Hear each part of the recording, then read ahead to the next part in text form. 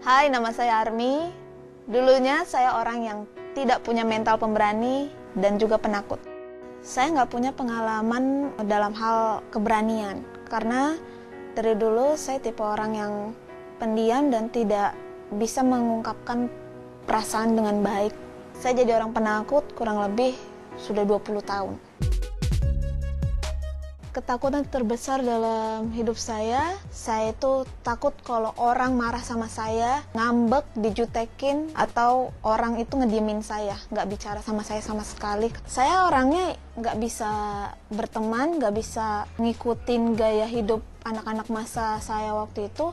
Jadi saya cari kegiatan-kegiatan yang bisa dilakukan sendiri, kayak main game sendiri, baca komik sendiri, menggambar, itu semua dilakukan di rumah. Karena saya yang tidak banyak melakukan kegiatan sosial, pastinya saya jadi orang yang sangat pengecut, sama sekali tidak berani melakukan hal-hal yang beresiko.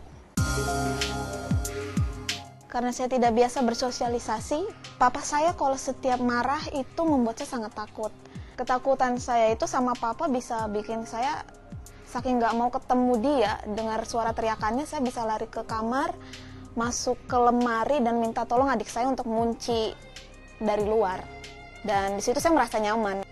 Ya, waktu itu saya sama sekali nggak punya mental yang berani. Mulai berubah sejak saya dipercaya waktu kuliah jadi panitia Natal. Di situ saya jadi penulis skenario dan jadi sutradaranya. Yang saya pikirkan waktu saya dipercaya, saya ya ketakutan juga. Apa mereka mau dengerin saya? Dan saya merasa di situ pasti saya nggak bisa. Waktu saya jalanin ya emang saya banyak kekurangan sana sini. Tapi ternyata waktu saya mulai ngebangun keberanian saya, orang-orang banyak kebantu dan ternyata jadi lebih mudah. Saya sadari ternyata saya ini bisa. Sekarang saya sadar berani itu penting. Dan saya sangat menyesal dulu saya bukan orang yang pemberani. Karena sudah banyak hal yang saya lewatkan sia-sia karena saya tidak menjadi orang yang pemberani dan mau mengambil resiko. Sekarang mental berani yang saya miliki, saya berani banyak berbicara di depan orang, berteman, dan saya juga berani meninggalkan kebiasaan buruk saya yang hanya suka main game, baca komik, melakukan hal kegiatan di kamar saja.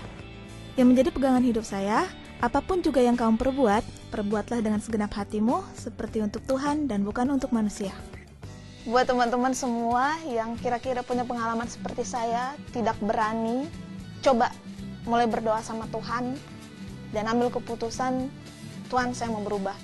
Dan dari situ, waktu orang banyak menegur, mengkoreksi hidup kamu, mulai terima itu dan bilang ke Tuhan, oke, bagian ini saya mau diproses. Dan mulai proses itu pasti kita akan diubahkan.